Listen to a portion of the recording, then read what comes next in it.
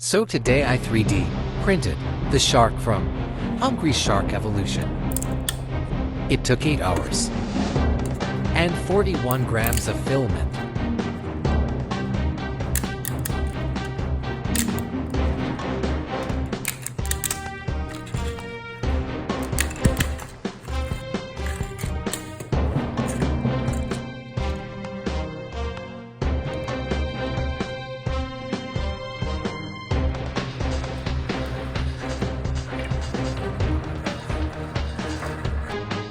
I also made the fish from Hungry Shark Evolution.